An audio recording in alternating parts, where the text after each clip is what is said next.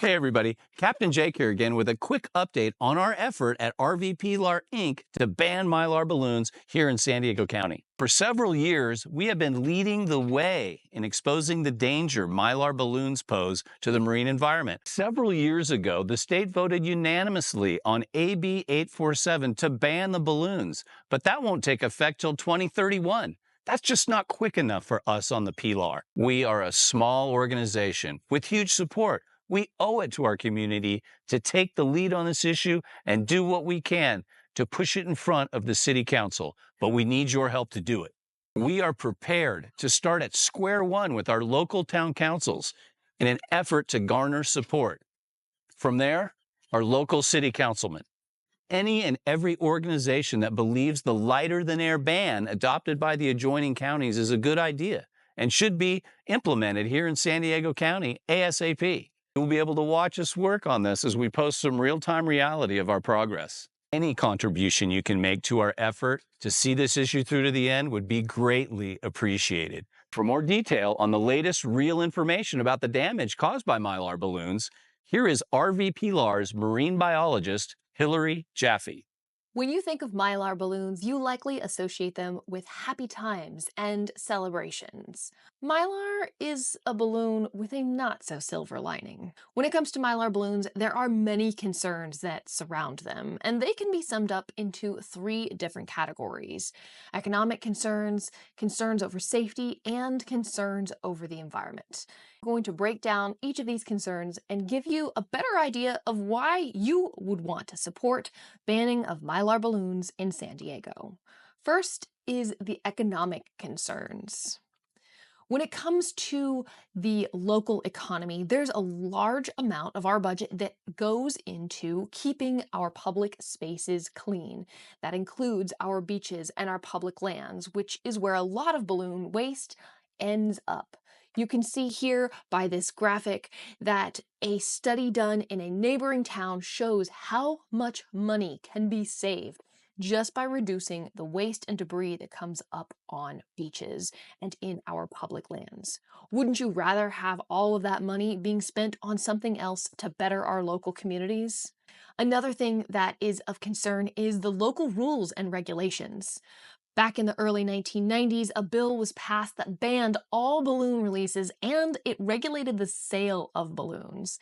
Now, more recently, the Assembly Bill 847 aims to have Mylar balloons banned by 2031, but we don't think that that's soon enough. We are forever finding these balloons when we're out on the fishing boat, and that's not where they should be. Now, if you need more support, you could take a look at our local neighboring cities and towns. The city of Encinitas, Glendale, Hermosa Beach, and Laguna Beach have all already passed a ban on Mylar balloons. So why wouldn't we stand with them? And if the neighboring local cities and towns aren't enough, take a look at national balloon bans. They exist in many states around the country, and even large cities are picking up on this. The city of Las Vegas, in fact, recently banned balloons. Hawaii has banned them. Florida has banned them. Maine, New York, New Hampshire.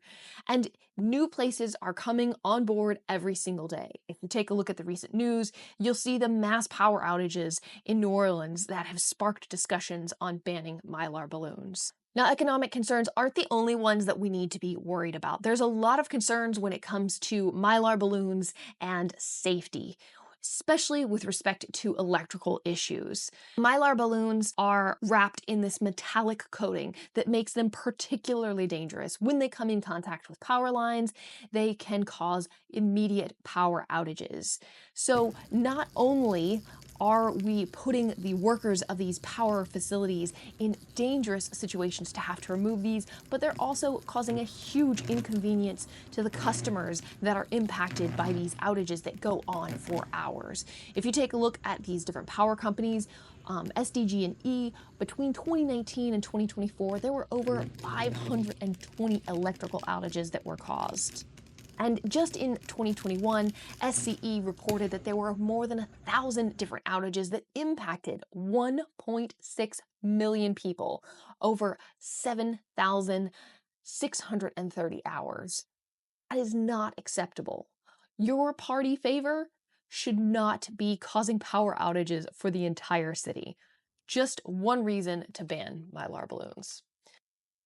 Now, electrical issues aren't the only safety concerns when it comes to Mylar balloons. Fire concerns are another big safety issue. Again, this same time bracket that SDG&E looked at, 2019 to 2024, there were 18 fires that Mylar balloons were responsible for. All you have to do is take a look at the news, especially during the warmer summer months, and see how devastating wildfires have been to Southern California.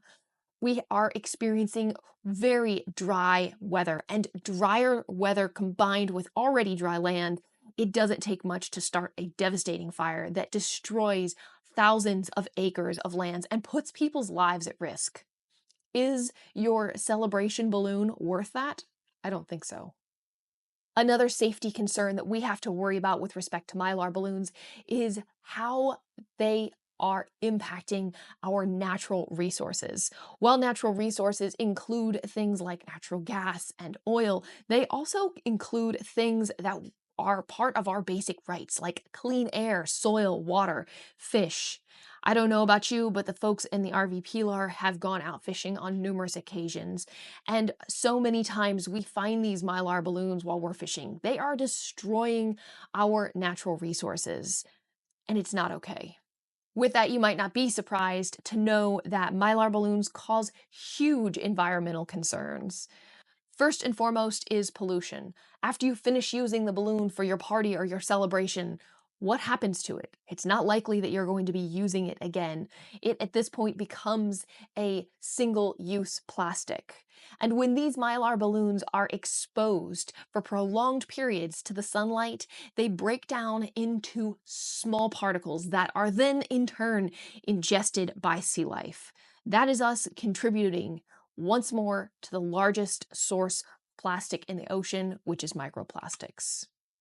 Now, one crazy thing to think about when it comes to Mylar balloons is that we don't know how long they last. Latex balloons, scientists know it takes between 4 and 6 years for them to break down, but we haven't been around long enough to observe the entire lifespan of a Mylar balloon, which really, do we want your happy birthday balloon floating around in the ocean for the next 300 years?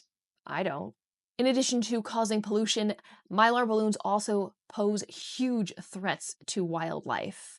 Now, sea turtles are one that gets focused on quite a bit, mostly because when these balloons tend to break down, they look like a source of food. They lose a lot of the color and a lot of that shiny metallic coating that they have on them, and they start to look like jellyfish, which is where they get eaten by things like sea turtles and other marine species.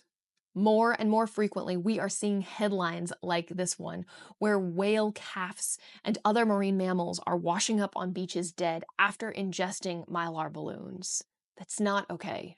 Not only are they dying from having eaten these Mylar balloons after mistaking them for food, but the strings from these balloons can be eaten by these animals. They can get tangled up in their feathers or along their fins, and if there's nobody there to cut them free, these animals are going to die a slow, painful death. Here in Southern California, we want to protect our natural resources. It's important to us, so much so that in San Diego County, just San Diego County alone, there are 11 marine protected areas. There are 5 national and state parks, 5 regional county parks, and 4 different conservation areas. And within those protected areas in the county of San Diego, there are more than 200 threatened, endangered, and at-risk species that exist. We know how important these species are. We've set aside areas to help protect and preserve them. But at the same time, we're going to allow something as simple as a Mylar balloon threaten their existence. One last area of environmental concern with respect to Mylar balloons is that because they are lighter than air, they can travel by air, they can travel by water. These balloons have the ability to transport things with them. They can transport non-native invasive species that are hitchhiking from one area to the next. I already mentioned a few slides ago how many protected areas that we have, both on land and in the water. How many different at-risk species that we have in this area. Do we really want to have something as trivial as a Mylar balloon causing even more problems and creating more of a headache? You might not think that an invasive species is that big a deal, but I would encourage you to take a look at the zebra mussel that is causing headaches all across the United States. This tiny little bivalve that's barely the size of a dime has caused millions of dollars worth of damage to natural resources and infrastructure in numerous states. Don't let Mylar balloons be another vector of hitchhikers and invasive species.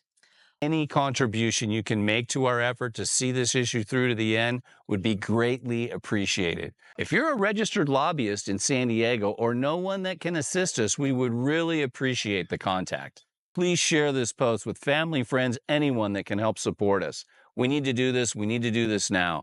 Let's help get rid of the Mylar balloons in San Diego County. Go to rvpilar.org to donate and sign the petition.